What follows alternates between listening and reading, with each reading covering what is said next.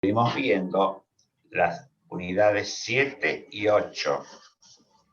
Fundamentalmente nos metíamos entonces en el tema de los órganos y formas de producción normativa. A esto lo llamábamos de ese modo porque dejábamos de lado la terminología de fuentes del derecho. Sin embargo, ya sabemos que esa expresión, fuentes del derecho, fue recogida por el Código Civil y por lo tanto es muy bueno que sigamos utilizándola, no descartarla. Y vimos entonces un cuadro muy interesante donde estaban todas las fuentes del derecho, digamos, estamos hablando de las fuentes formales, digamos entonces que estaba la ley, etcétera, etcétera, etcétera. Las habíamos dividido en oficiales y particulares. Bien, en general creo que hablamos bastante de casi toda la primera parte, pero nos quedó un poquito de la segunda, que viene a ser el tema 8, que es la creación normativa, porque es la que trae en realidad más complicaciones, porque ustedes la ley y el decreto, eso lo manejan ya seguro de la escuela secundaria, pero el tema del Poder Judicial como creador tiene más complicaciones. ¿Por qué? Porque la actividad judicial es en general y primordialmente una actividad de aplicación del derecho. Es decir, es la aplicación que el juez hace de las normas jurídicas hacia los casos concretos que se van presentando. Eso es aplicación. Bien, vamos a hablar un poquito entonces de esta parte, porque ya una parte la hemos podido más o menos dar la semana pasada, y después seguiremos con el tema 9. El tema 9 está muy vinculado porque es el tema con el cual comenzamos esta semana y es el tema ya propiamente de la aplicación de las normas jurídicas. Pero como sabemos que la aplicación de las normas jurídicas es una actividad propia del juez, es que nuevamente nos vamos a volcar a estudiar cómo es la actividad judicial en este caso. Y entonces, si ustedes ven, el primer título de la 8 es Creación Normativa Judicial. Y el título de la 9 es el primero, la actividad judicial. Quiere decir que hay una relación importantísima entre ambas unidades, aun cuando están divididos los temas. Bien, el juez entonces tiene por función primordial en el sistema representativo republicano que nos gobierna, la de la aplicación del derecho. El juez no es un creador nato, porque vimos que el creador nato es el poder legislativo. Y luego hemos visto que hay distintas maneras de creación normativa y que llegan inclusive a la creación normativa que pueden realizar los particulares, ya sea en grupo o ya sea en forma individual. Todas esas actividades, esas posibilidades, esas competencias para dictar normas, para crear normas, están siempre vinculadas con la Constitución o con una ley que a veces suele estar en la ley que reguló, que emitió el Código Civil, o en la misma Constitución. Entonces, sabemos entonces que la competencia para crear normas está siempre oficialmente determinada. No es que cualquiera de nosotros puede crear normas, solamente los organismos autorizados, públicos o privados, o personas directamente. Ya sabemos que cuando están organizadas llamamos costumbre jurídica, perdón, cuando están organizadas pueden ser, por ejemplo, las convenciones colectivas de trabajo, cuando son grupos indiferenciados puede ser la costumbre jurídica, Y cuando son los particulares puede ser simplemente un contrato. Las cláusulas de un contrato son creaciones normativas. Bien, vamos entonces a la judicial, a la creación normativa judicial. La actividad principal de los jueces es dictar sentencia. La sentencia no debe ser confundida con la sanción. Las sentencias pueden tener sanción o pueden no tener sanción. Fíjense ustedes que, que una sentencia en materia penal que sea absolutoria no contiene una sanción. Al contrario, considera que la persona no ha intervenido o no se ha probado su vinculación con el hecho que será imputado.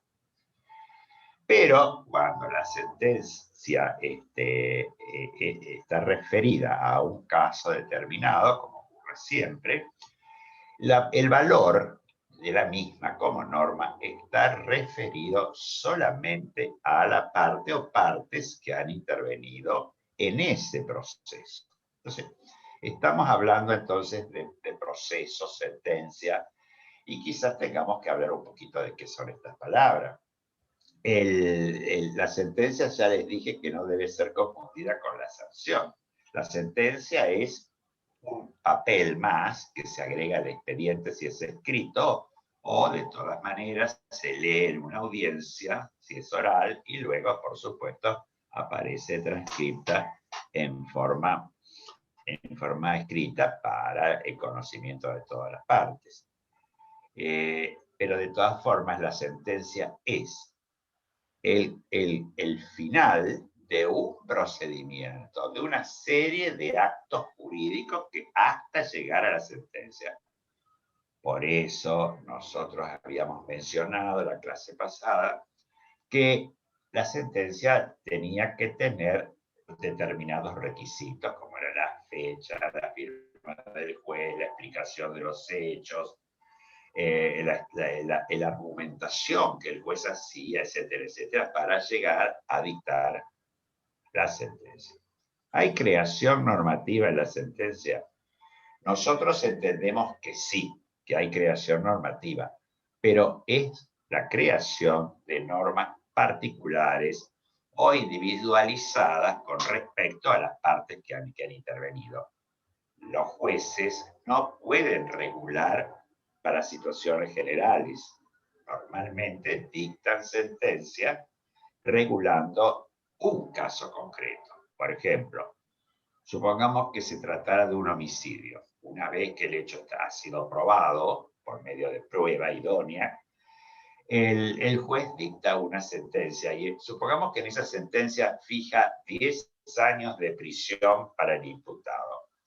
Esa norma dice, Juan Pérez debe cumplir 10 años de prisión en tal cárcel a partir de ahora o dentro de 10 días, etc. ¿Me comprenden? Eso es una norma. Cuando el juez dice Juan Pérez debe cumplir una pena de 10 años de prisión en tal cárcel, ese enunciado es una norma. ¿Por qué decimos que esa norma en particular? Porque está referida exclusivamente a Juan Pérez. Los jueces no pueden juzgar un hecho y que lo que ellos establezcan se pueda atribuir a otros casos. Bien. Acá entonces estamos hablando exclusivamente de la sentencia. Sin embargo, hay otros momentos en que los jueces pueden sí dictar normas que tienen un sentido general. Me estoy olvidando de decirles que los jueces, cuando resuelven un caso, es que han sido instados o excitados o pedidos o requeridos por las partes a través de una denuncia o una demanda. No es que los jueces pueden actuar de oficio por sí. Normalmente esa actividad suele encomendarse a los fiscales, que ahora tienen un rol mucho más importante en general en la mayoría de las provincias e inclusive en la nación. Volviendo al tema de que los jueces pueden en algunos casos dictar resoluciones que puedan ser aplicables a distintos casos, tenemos que mencionar lo que se llama jurisprudencia. La jurisprudencia, entonces, es una manera mediante la cual se impone un criterio interpretativo y ese criterio interpretativo se considera que genera una norma general que puede sí ser aplicable a otros casos. Les voy a poner un ejemplo muy actual y ustedes después se van a dar cuenta de qué es la jurisprudencia. Pero quizás antes de poner el ejemplo tendría que decirles que el ejemplo que voy a poner es el ejemplo de una jurisprudencia que ha nacido a partir de un fallo de la Corte Suprema de Justicia de la Nación. La jurisprudencia normalmente suele surgir de fallos de tribunales de la superior jerarquía del sistema jurídico, como es nuestra Corte Suprema de Justicia. En esos casos se llama sentar jurisprudencia. Sin embargo, a veces los jueces, ellos mismos, van repitiendo ciertos criterios interpretativos en casos similares, y ese criterio interpretativo que se va repitiendo puede generar también un sentido genérico en virtud del cual los jueces aplicarán a todos los casos que se puedan seguir dando en el futuro el criterio que han acordado los jueces que han repetido un criterio interpretativo. Vamos a ver que no siempre los jueces repiten los criterios interpretativos y entonces aparece lo que se llama la jurisprudencia contradictoria, que tiene modos de resolverse a fin de unificarla, porque la jurisprudencia cuando es generada por jueces y es contradictoria entre sí, nosotros en la clase pasada veníamos, por ejemplo, los jueces A, B, C, D, X, A resuelven como el caso B y otros resuelven el caso como el caso A, en cuyo caso ahí hay jurisprudencia contradictoria entre lo que se resolvió en A y B. Eso no es bueno para el sistema, porque ustedes piensan en el justiciable, ¿qué le pasaría? De pronto podría tener una sentencia de una manera en un juzgado y de otra manera en otro juzgado. Lo que es necesario es la unificación. Entonces hay criterios para unificar. Enseguida esos criterios los vamos a ver con María Jesús, como hemos más o menos organizado la clase. Pero antes que nada, les quiero dar un ejemplo sobre jurisprudencia porque es muy nuevo y realmente fue muy importante. Y fue los primeros días del mes de mayo. Y está relacionado con la presencialidad en la escuela primaria. En ese nacional había dictado un decreto para todo, un decreto de necesidad y urgencia, es decir, equiparado a ley, en virtud del cual se prohibía la presencialidad en todo el país. En ese caso, que seguramente ustedes lo han escuchado hablar, el jefe de la ciudad autónoma de Buenos Aires planteó un recurso extraordinario ante la Corte Suprema de Justicia de la Nación.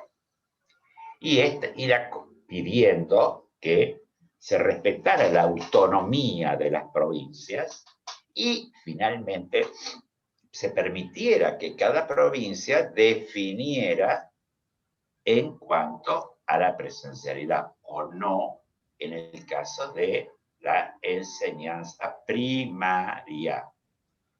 ¿Cómo resolvió la Corte?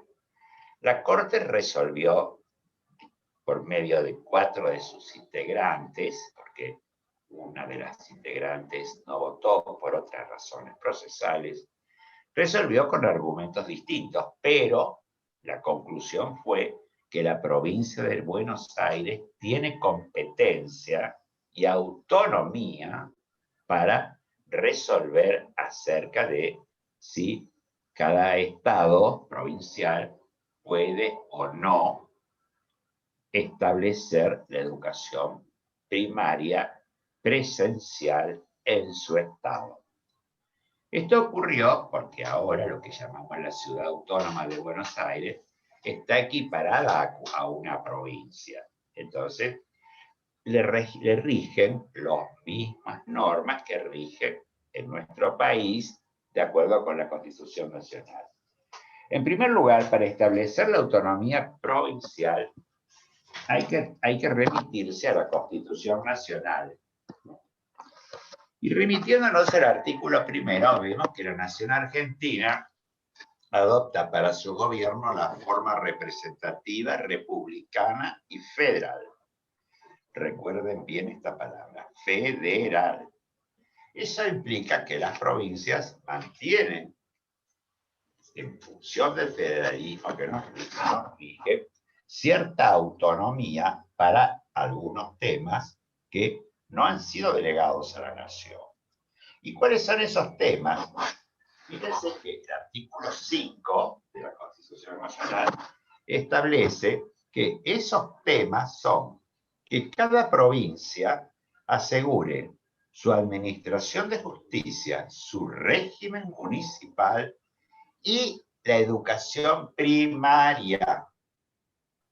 Bajo estas tres condiciones, el gobierno federal garantiza a cada provincia el goce y ejercicio de sus instituciones. Quiere decir entonces que la provincia tiene autonomía para establecer su poder judicial, los procedimientos que se deben seguir en la misma provincia, para establecer el régimen municipal y para establecer el régimen de educación primaria. Quiere decir entonces que ese artículo 5 es fundamental, además de otras razones que se dieron en el fallo, que no podemos explicitarlo porque es un fallo muy largo, muy importante, y seguramente lo van a ver ustedes a lo largo de los cursos que ustedes vinculen con este tema, pero la educación, ustedes saben que es un derecho humano muy importante. ¿Por qué? Porque un derecho humano básico, casi después de la vida está la educación, la posibilidad de la formación de la persona.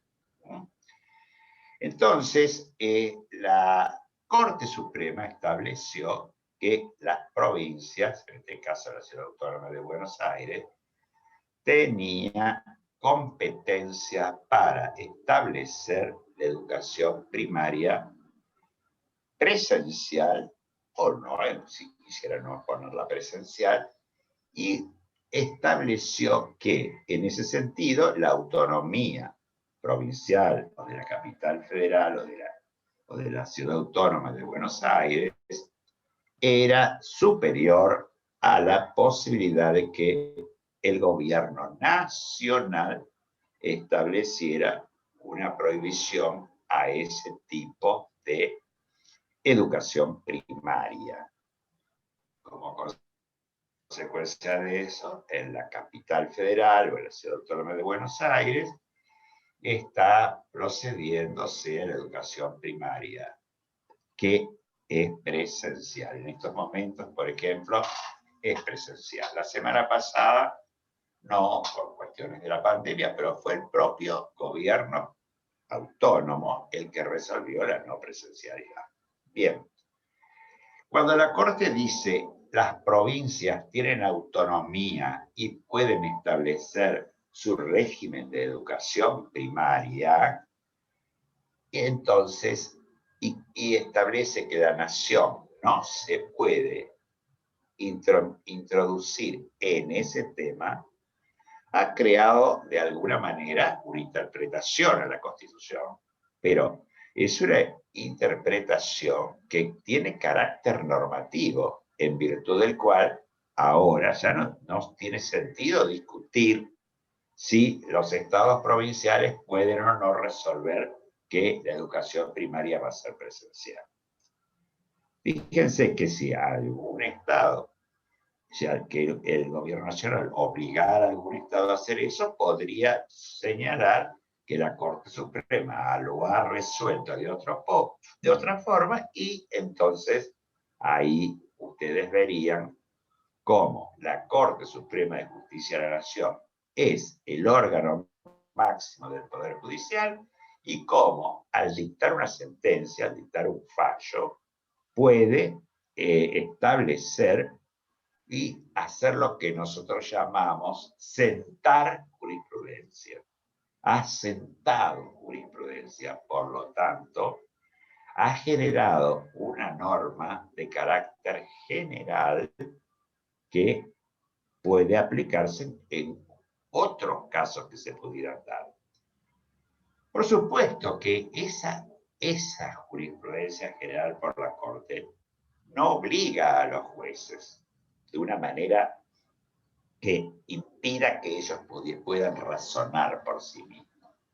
Pero los jueces, lógicamente, se van a cuidar mucho de establecer una sentencia en contra de la Corte, porque, por empezar, por una razón de respeto y jerarquía, saben que de alguna manera el justiciable, es decir, la persona, las partes de un litigio, van a poder llegar a la Corte, y que la Corte va a repetir su pronunciamiento si es que no han variado las circunstancias. Las circunstancias pueden variar y ahí la Corte puede resolver de otro modo. Pero digamos que se ha formado un criterio de interpretación de la Constitución que es declarado válido por la Corte, y por lo tanto tiene una pretensión de normatividad extraordinaria. Y ese es el sentido que tiene la jurisprudencia. Entonces, fíjense ustedes que como la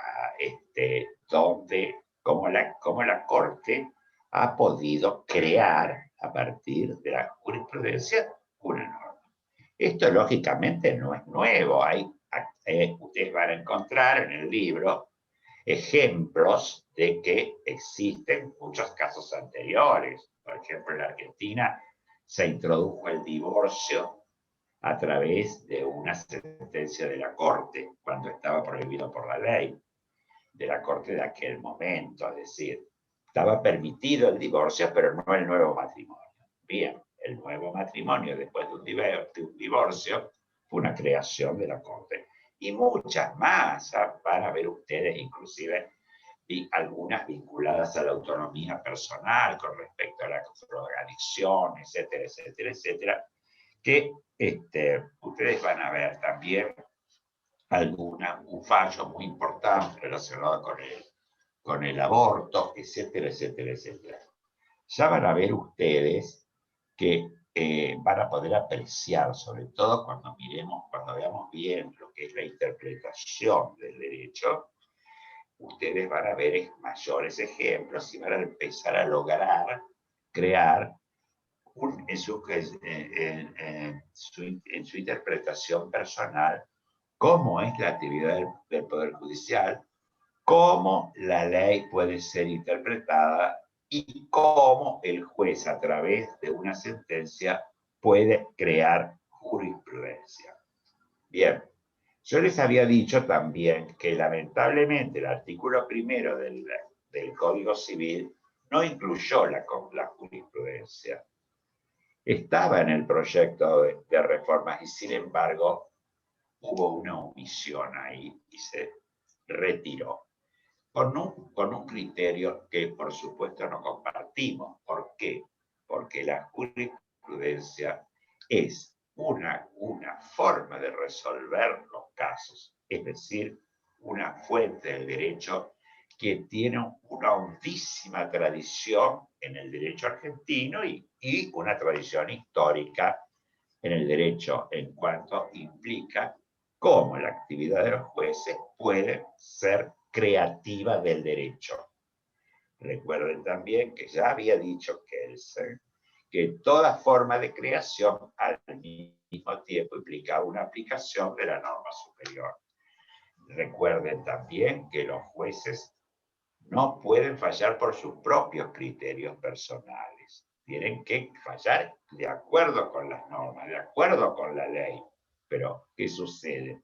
Que como ustedes bien saben, ya el derecho incluye un lenguaje, ese lenguaje suele ser ambiguo y se presta a interpretaciones. Por eso a veces puede haber interpretaciones distintas. Es posible, por ejemplo, que algún juez de primera instancia diga que la autonomía de las provincias no es suficiente para desconocer un DNU del gobierno nacional, sobre todo en épocas de pandemia, donde es necesario cuidar la salud de toda la población. Eso sería perfectamente lógico que ocurriera, pero con un destino complicado, porque ya saben que el interesado podría ir a la Corte y la Corte resolvería de nuevo lo mismo que ha resuelto estos primeros días de mayo. Buscaba entonces un caso de jurisprudencia más conocido por ustedes y que ustedes, algunos pueden haberlo vivenciado. ¿Por qué? Porque es muy importante, entonces ustedes saben que es muy importante la presencialidad, porque la presencialidad es un hecho humano, un derecho humano básico, sobre todo en estos niñitos, que es muy difícil acercarlos a la educación por un método que no sea presencial. No es como ustedes, o inclusive como los alumnos secundarios que están en condiciones de ingresar a un Zoom o a cualquier otra plataforma y poner toda su voluntad para lograr. Por supuesto que esto también, nosotros sabemos que es mucho más costoso para ustedes. Sabemos que no todos los niños tienen posibilidad de acceder a una computadora. Pero sabemos también que los niños requieren siempre la presencia del maestro. El maestro también es muy importante en la vida de los niños, en la presencialidad, porque detecta los problemas que puede tener esa familia, ese niño, y es un factor que puede hablar con los padres o con otras sociedades, otros grupos de la sociedad para lograr un mejoramiento de la vida de ese niño, que lógicamente no se podría hacer en forma virtual, como nosotros mismos. Si ustedes estuvieran con nosotros en los cursos presenciales que tanto nosotros ansiamos, seríamos amigos de ustedes y tendríamos muchas posibilidades de ayudarlos, mucho más. Ahora los vemos aquí, después no los vemos más. Y corregimos a lo mejor. Después un trabajo, y eso es todo el contacto que hemos tenido con ustedes, el contacto personal. Y la educación tiene mucho que ver con el contacto personal. No la tenemos, la podemos ir supliendo, y en eso estamos. Ahora, como la jurisprudencia puede ser contradictoria, me parece que sería interesante poner el cuadro para ver qué métodos tenemos para que la jurisprudencia sea unificada. Entonces, creo que habíamos quedado ya con María Jesús, que ella podría seguir. Entonces, vamos a poner un cuadrito donde están los 3 casos que nosotros tenemos para formar la jurisprudencia. Ahora lo exhibo. Sin embargo, como hubo una consulta recién por el chat, pero que enseguida los propios compañeros la contestaron, arrancamos desde esta placa, que es que la jurisprudencia se forma por 2 vías. Cuando hablamos de la jurisprudencia, ¿me escuchan bien? Sí. Cuando hablamos de la jurisprudencia contradictoria, obviamente que nos vamos a referir que es el modo de generarse fallos que aplican interpretaciones diferentes para resolver casos similares, pero por la primer vía, por la vía de la reiteración de criterios por distintos jueces. No tiene sentido o es un contrasentido hablar de jurisprudencia contradictoria cuando la jurisprudencia se forma por la segunda vía, porque es un solo fallo el que fija la jurisprudencia, ¿entienden?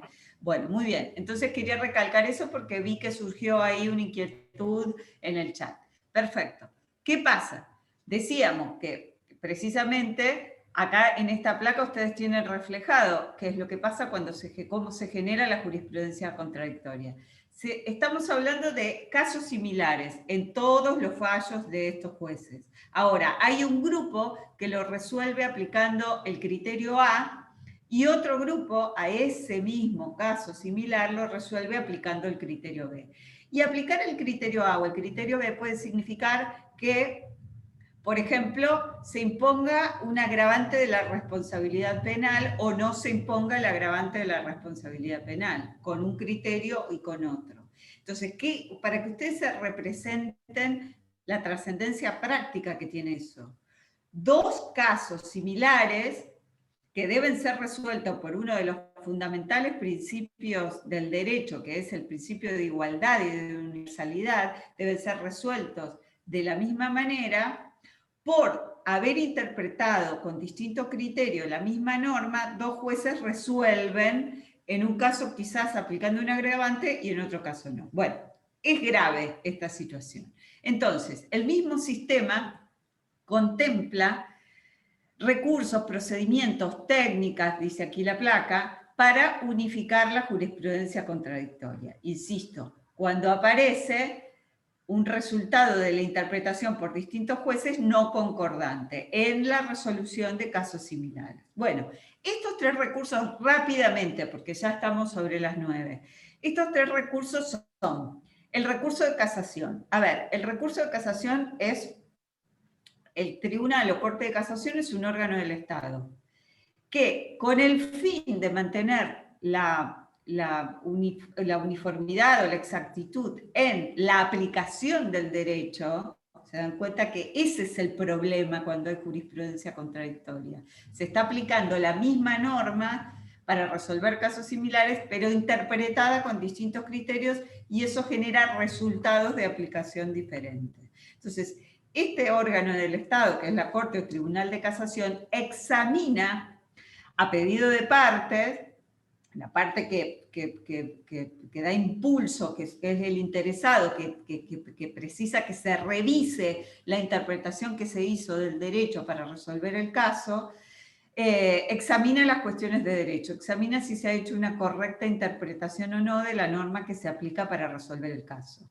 Si considera que no, entonces anula. Estamos hablando de una corte o tribunal de casación que recibe la causa y examina si se ha hecho una correcta interpretación. Si considera que no, la anula y la remite la causa a un tribunal igual, de igual jerarquía, del que emitió la resolución mencionada, y ese tribunal que la recibe está obligado a resolver conforme el criterio que establece casación.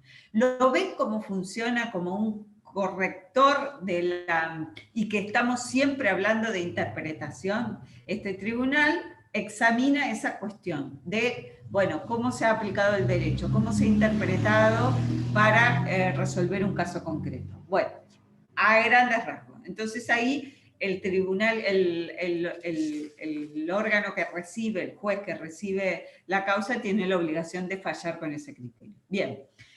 El segundo, técnica de unificación, para no detenernos demasiado, es el recurso extraordinario. A ver, el recurso extraordinario se sustancia entre la Corte Suprema de Justicia de la Nación, que vendría a ser como el Tribunal Federal de mayor jerarquía. La función fundamental dentro del Poder Judicial de este tribunal de máxima jerarquía es velar por la supremacía y la validez de la Constitución. Entonces, este recurso extraordinario, precisamente la finalidad que tiene es esa. Entonces, procede en situaciones en que se plantea o la inconstitucionalidad en sentido estricto o una gravedad institucional. Ejemplos de inconstitucionalidad en sentido estricto que procedería de alguna manera a este recurso extraordinario, que lo recibe la Corte.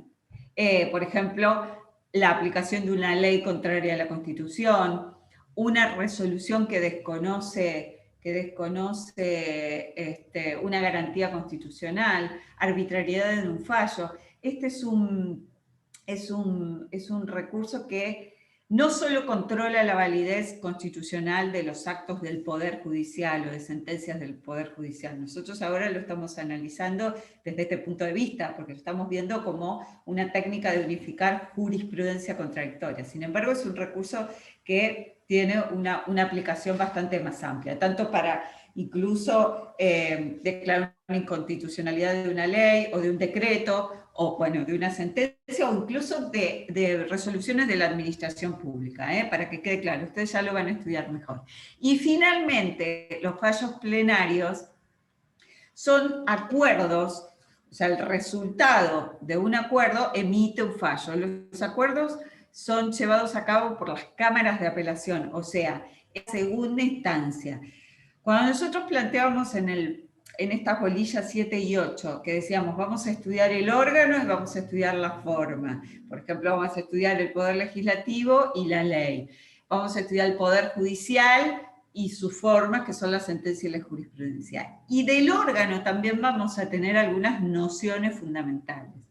Respecto del poder judicial, entre esas nociones fundamentales que ustedes tienen que tener, es la distribución en fueros, por materias, el hecho de que la organización del Poder Judicial se organiza en instancias, que está en una primera instancia, generalmente de jueces unipersonales, pero no necesariamente, porque depende del fuero, y la segunda instancia, que en general denominamos cámaras de apelación.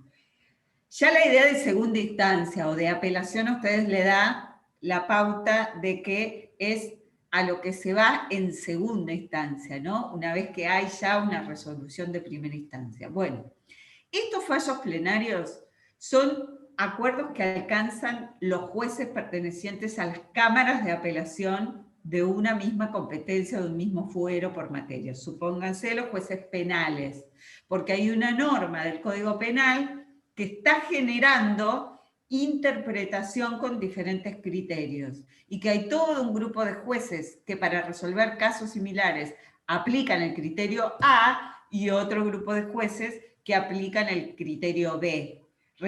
De nuevo, resolviendo casos similares, dando soluciones no similares o no análogas al mismo caso. Entonces, se reúnen los jueces de las cámaras de apelación de un fuero, discuten y se fija una doctrina judicial respecto de la interpretación que debe hacerse de esa norma para resolver esos casos.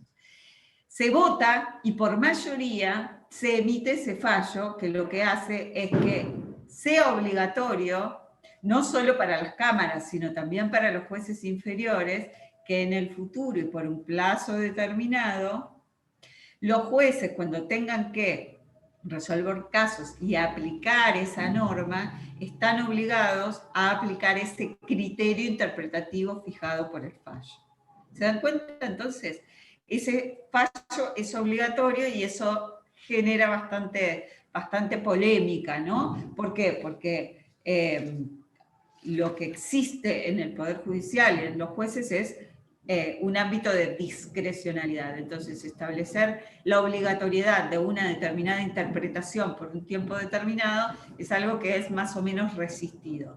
Sin embargo, es un recurso que procede y que existe y que se supone que soluciona un problema mucho más grave, que es que al mismo tiempo casos similares se están resolviendo de modo diferente. ¿Se dan cuenta? Bueno, entonces más o menos esto es una orientación para que ustedes después profundicen estas tres técnicas de unificación de la jurisprudencia. Yo no sé si Eloy, vos querés agregar algo, ya pasamos a aplicación. No, acá nos preguntan si el fallo plenario es obligatorio. Sí, es obligatorio. Y el recurso de inconstitucionalidad también es obligatorio para el caso que se está dando. Y el primer caso, que era el caso de la casación, recurso de casación.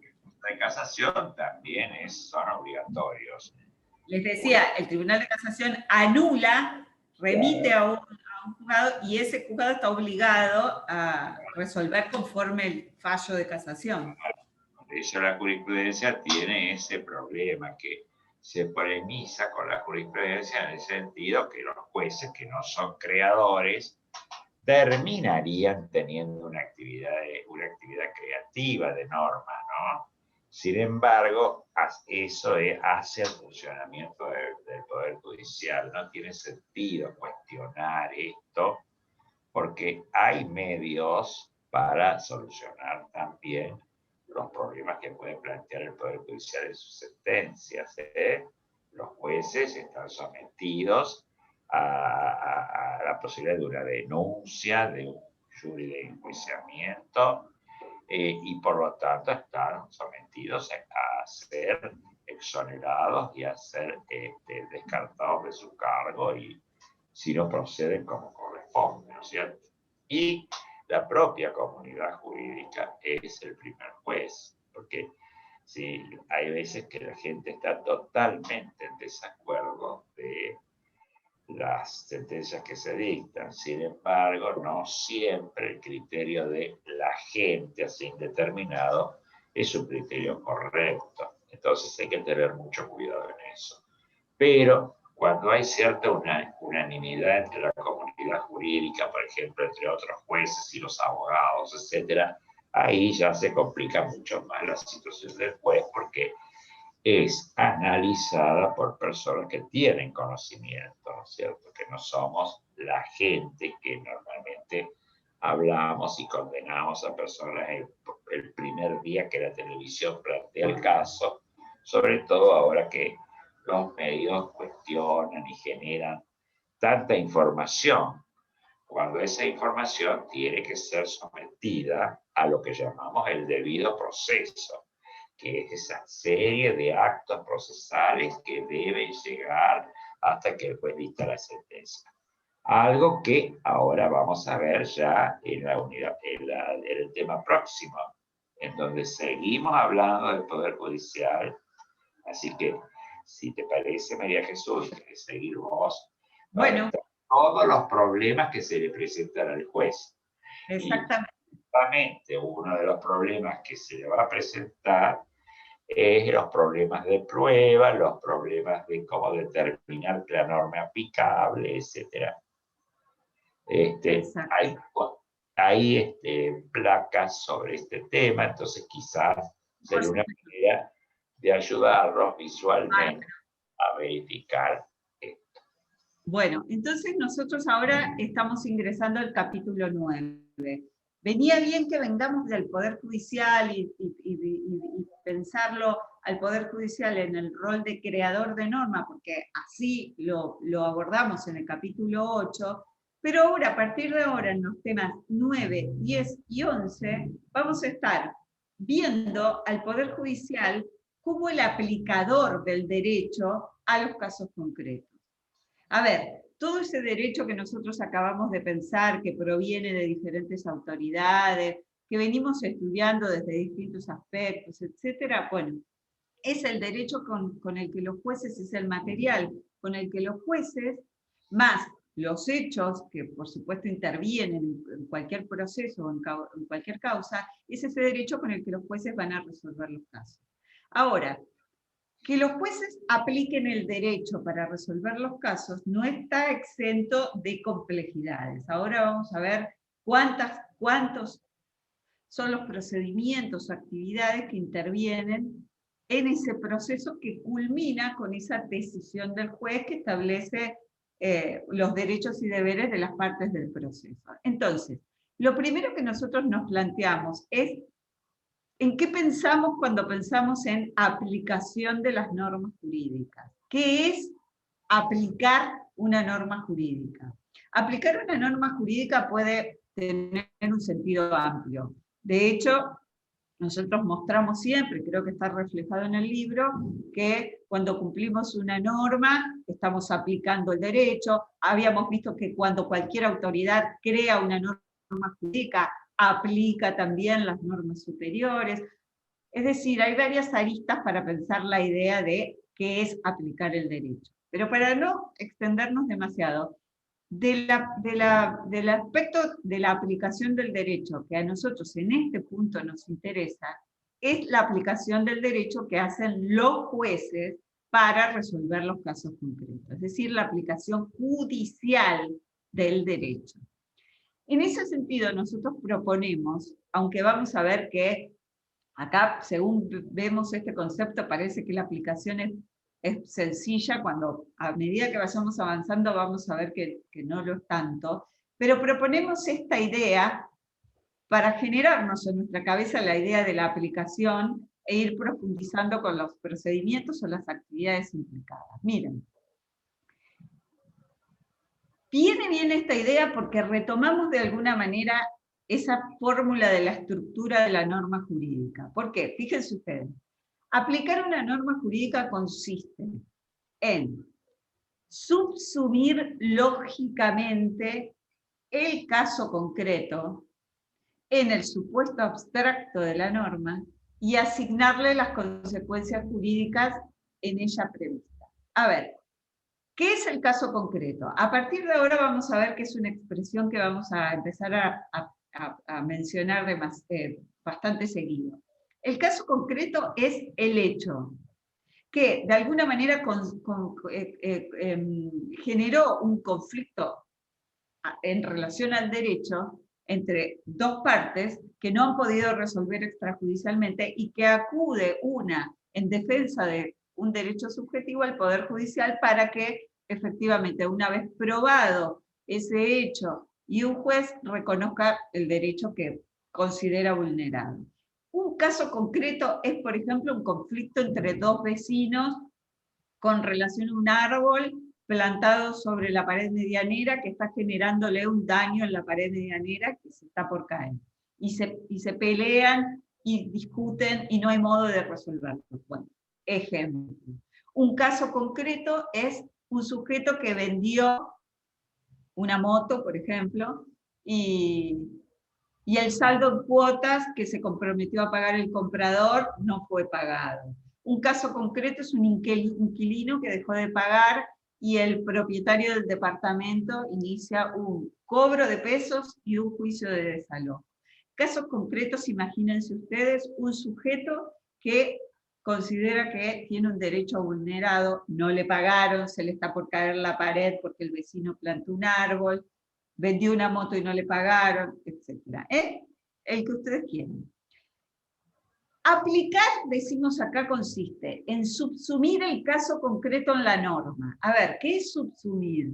Meter, someter, lógicamente. Por supuesto que no se trata de subsumir materialmente, porque eso es un absurdo, es imposible.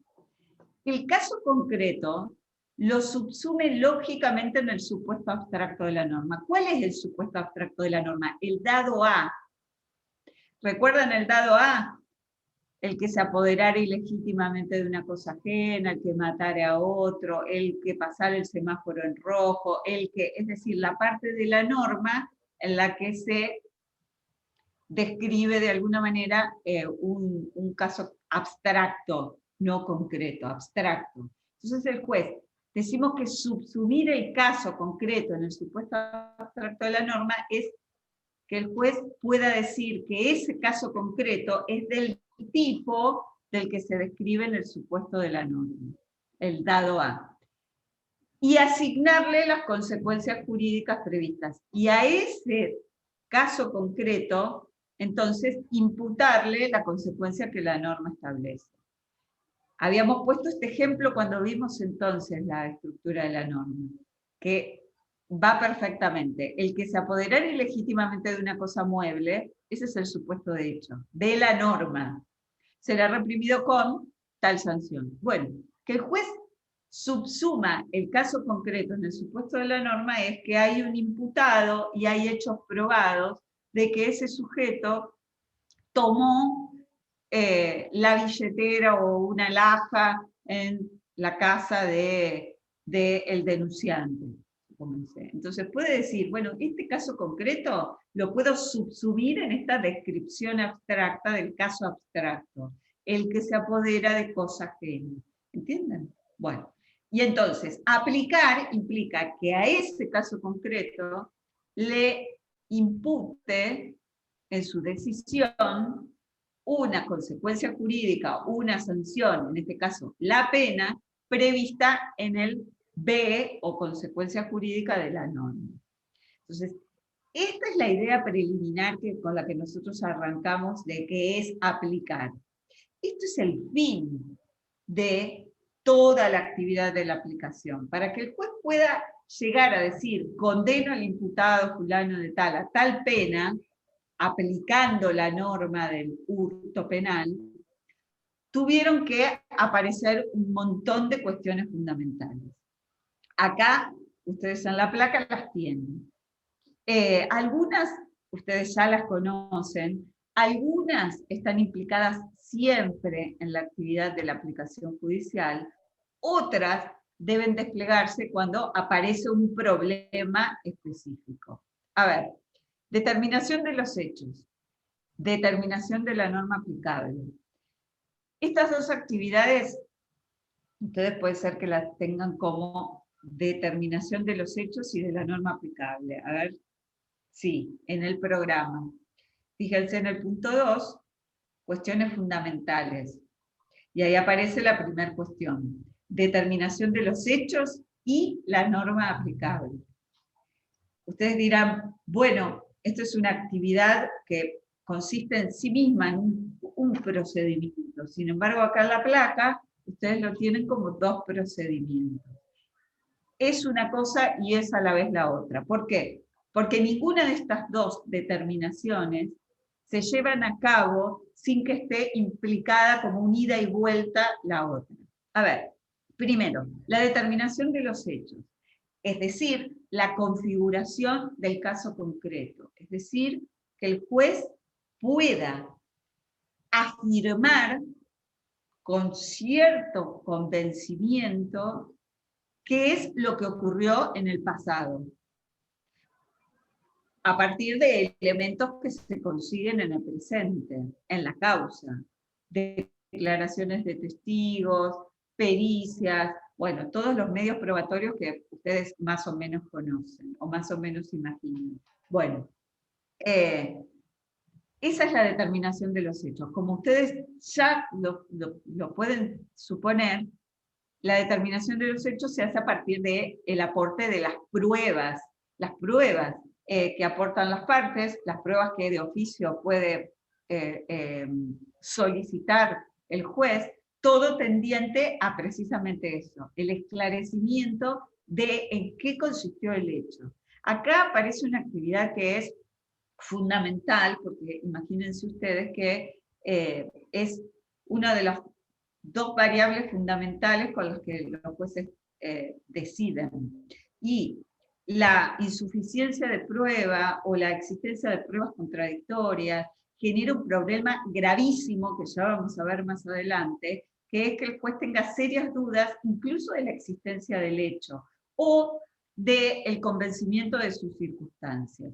Una circunstancia que puede parecer lateral, ustedes estamos en una época en la que vemos muchas series, mucha investigación policial, etcétera, etcétera. Ustedes habrán visto cómo aparece una prueba o se va por una o por otra línea de abducción o se investiga otra hipótesis y se consiguen nuevas pruebas y el caso cambia la configuración notablemente.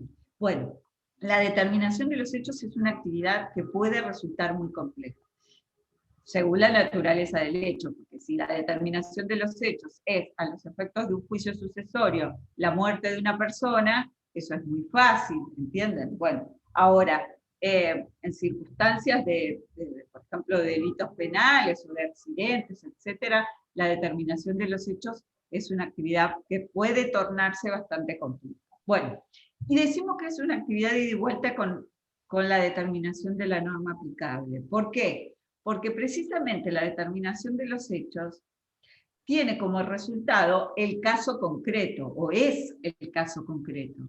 Y dijimos que la aplicación consistía en que el juez encuentre una norma en la que, en su supuesto de hecho, en su dado A, describa o enuncie en modo general y abstracto un caso como el caso concreto. Entonces, en la medida que se determina el hecho, se busca la norma aplicable. ¿Se dan cuenta? Si cambia la configuración del hecho, que eso llamamos calificación jurídica, que es un tema un poquito más complejo, enseguida lo vamos a ver también, enseguida va a cambiar la norma aplicable. ¿Se dan cuenta? No es lo mismo un hurto que un robo, no es lo mismo un hurto que un préstamo con una devolución no cumplida, ¿entienden? En un caso es un delito, en otro caso, bueno, habrá que ver las circunstancias del caso. Y eso, las circunstancias del caso, hacen a la determinación del hecho y la configuración del caso concreto, que va a ser la premisa fáctica que ya vamos a ver. Bien, ida y vuelta. Y acá aparecen cuestiones que ustedes ya estudiaron y ya conocen. Una vez que se determina la norma aplicable, determinación del ámbito temporal de aplicación de la norma. Ámbito temporal de aplicación de la norma. ¿Les suena esto, no es cierto? Una vez que se determina la norma, bueno, hay que ver si esa norma es, según el criterio temporal, aplicable al caso concreto. Esa norma debe regir al momento de la existencia del hecho y, por supuesto, al momento en que vaya a ser aplicada. Y ahí aparecen las normas con vigencia determinada o indeterminada. Tema que ustedes ya estudiaron. Otro tema que ustedes ya estudiaron. Una vez determinada la norma aplicable, la determinación del ámbito espacial de aplicación de la norma. O sea, el juez va a declarar aplicable una norma que sea aplicable en función del espacio, del territorio. Y hay ocasiones, bueno, las normas nacionales que se aplican en todo el territorio, normas locales, y hay ocasiones en que jueces argentinos, ya lo habíamos mostrado, creo que en el tema 4, puede configurarse el caso de tal modo que tenga que un juez argentino aplicar una norma quizás del derecho brasilero o del derecho uruguayo, porque el caso presenta puntos de conexión con diferentes estados. Eso, por ejemplo, en los casos de derecho internacional privado, habíamos puesto incluso el ejemplo de una persona que redacta el testamento estando de vacaciones en Brasil, por ejemplo, y que tiene su último domicilio en Argentina, entonces la sucesión testamentaria se abre en Argentina.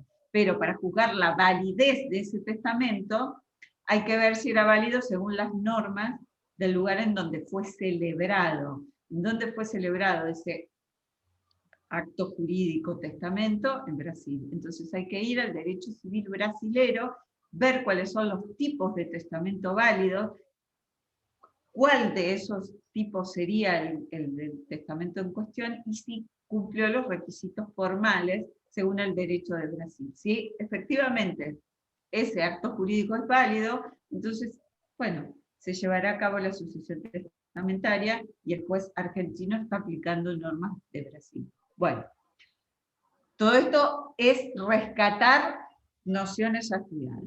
Y acá aparece, hasta acá son todas actividades que los jueces van a desplegar siempre, en todas las causas. ¿Me permitís, Jesús? Cuando quieras puedo hacer una intervención sobre esto. Dale. Porque aquí fíjense que el punto 3 y el punto 4 no hacen más que establecer que el juez tiene que mirar si la norma que va a aplicar está vigente. Claro.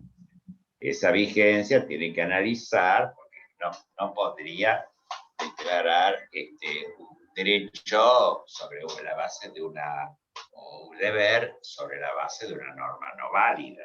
Entonces, tiene que aplicar una norma que sea vigente tanto desde lo temporal como desde lo espacial.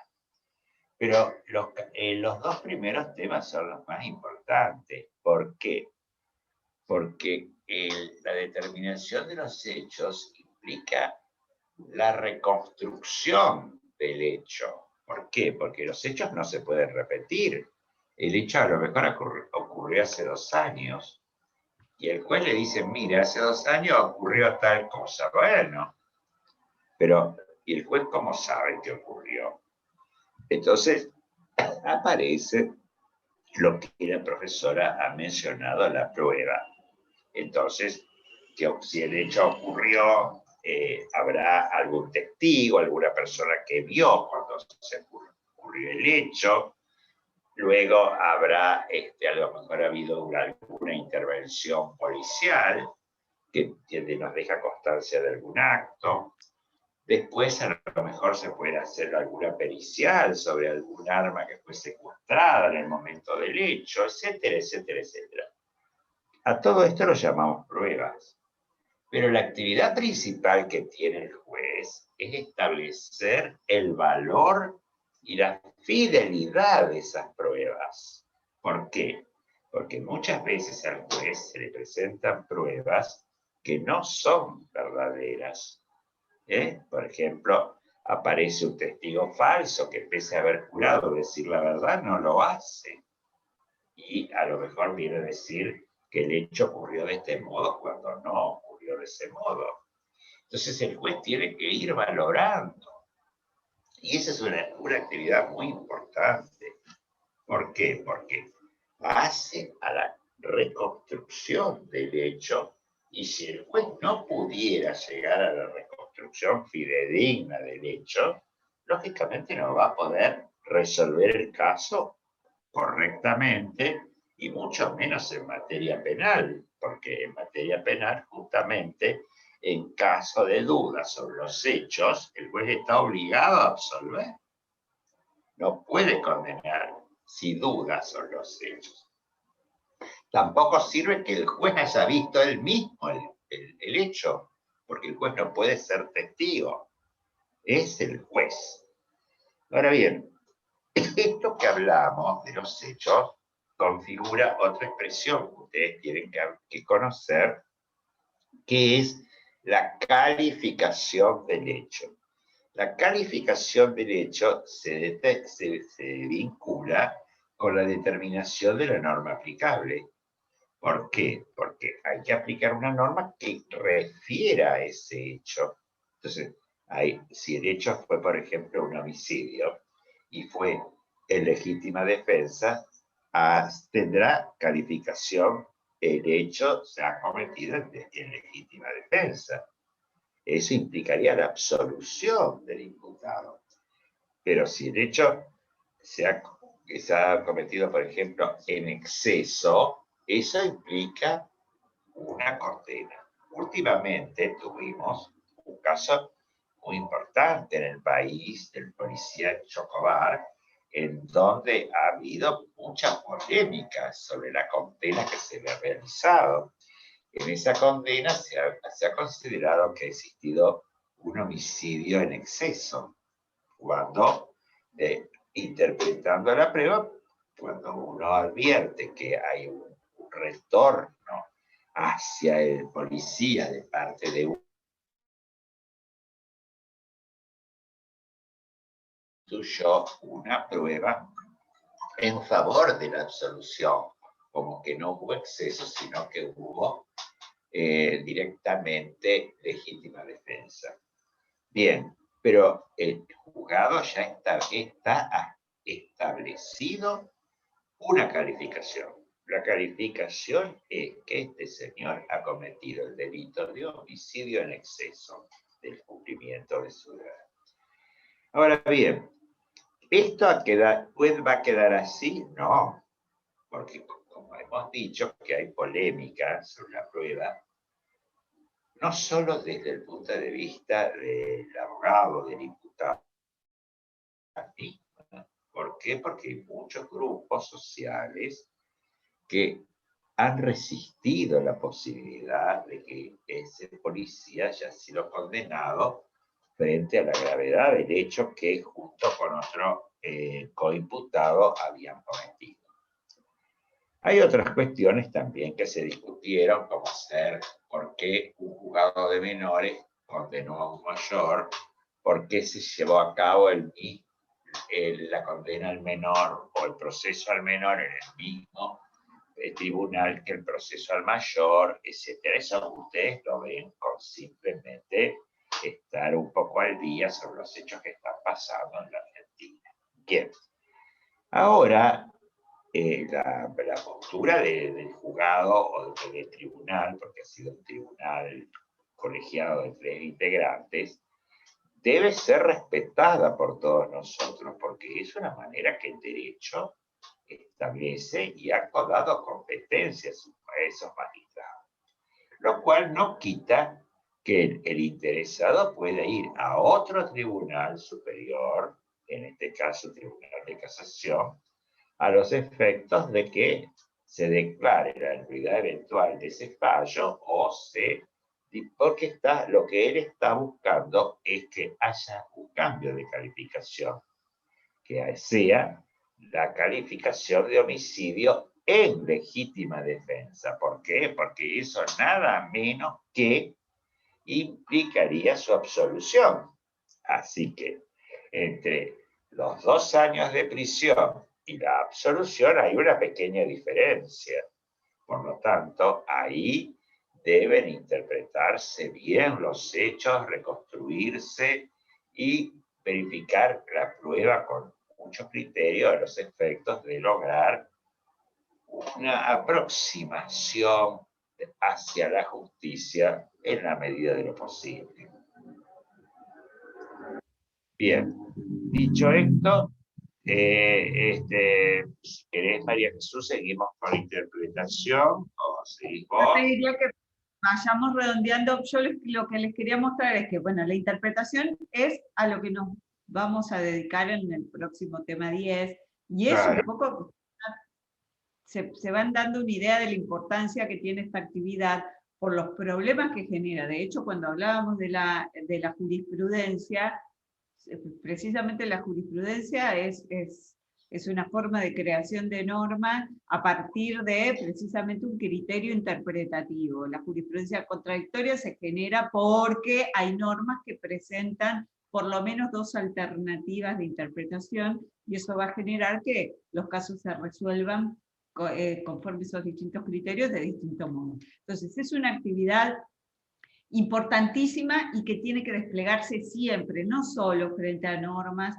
que aparecen como no tan claras o que presentan dudas. La actividad de interpretación, si la entendemos como el establecimiento del significado y el sentido de una norma y el alcance, es decir, la decisión de que esa norma regula ese caso concreto, entonces es una actividad que se despliega siempre, siempre. Vamos a ver entonces durante todo el tema 10 cuáles son estas complejidades, con qué técnicas o pautas se realizan, etcétera, etcétera. Y acá en los últimos 2 puntos aparecen procedimientos o actividades o momentos que no necesariamente aparecen siempre como previos a la aplicación, sino que deben desplegarse cuando aparece un problema. En el caso de la integración, el problema que aparece el juez para tener que desplegar esta actividad de integración es el problema de las denominadas lagunas.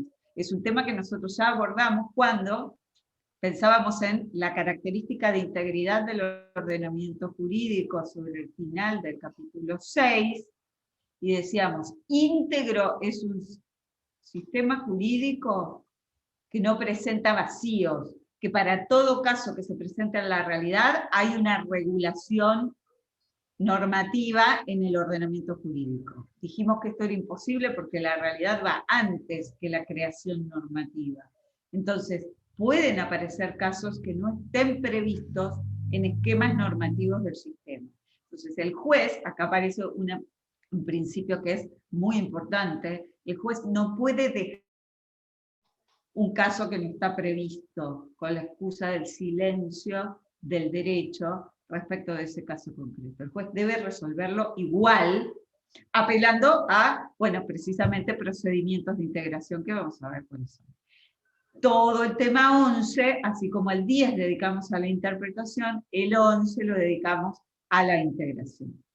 Y otro problema que se le pueda presentar al juez es, volvemos al punto 2.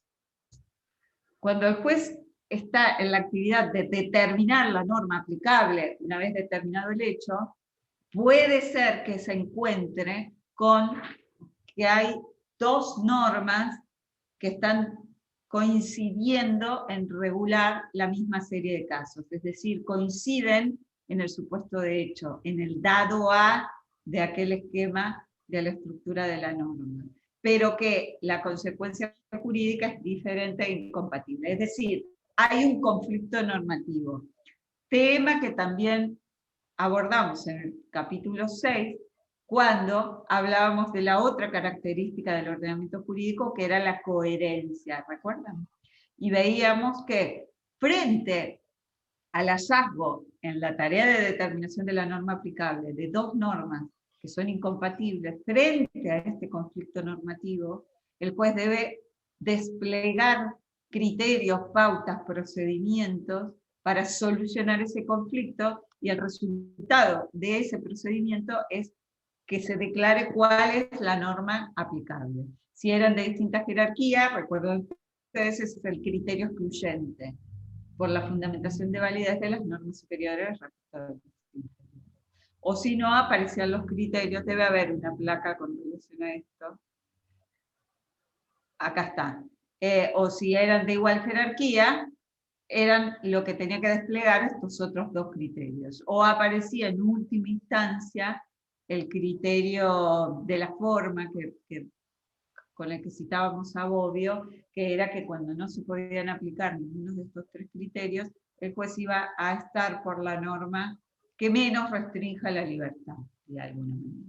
Bueno, entonces, estas son las principales actividades que van a intervenir. Vamos a profundizar, ya les digo, en algunas de ellas, bastante, en lo que queda del capítulo 9, que va a ocupar el jueves, y en las dos bolillas, en los dos temas siguientes. Eloy, no sé qué te parece, ya estamos... No, estamos casi sobre la hora. Bueno, ya pasó por ahí recién una placa en donde se mostraba que interpretar es desentrañar el verdadero sentido y alcance de un texto normativo.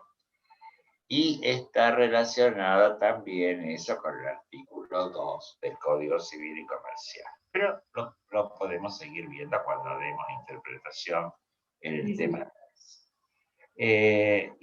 Pero ¿qué sucede? Generalmente hacemos interpretación siempre, pero la interpretación es más dificultosa para el juez cuando el caso es más difícil o tiene más complicaciones o tiene menos información o menos pruebas, etcétera, etcétera, etcétera.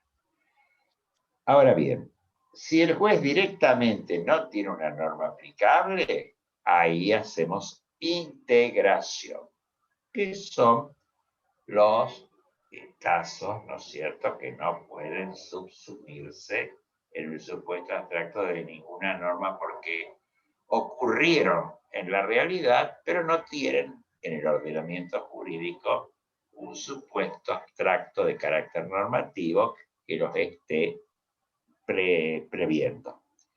Bien, con esta explicación y lo que ha dicho la doctora, creo que podríamos terminar la clase. ¿Por qué? Porque lo que viene es muy complicado para empezarlo ahora. Es el silogismo jurídico. Ya ustedes, los que han hecho el secundario, probablemente han tenido filosofía y saben lo que es un silogismo jurídico.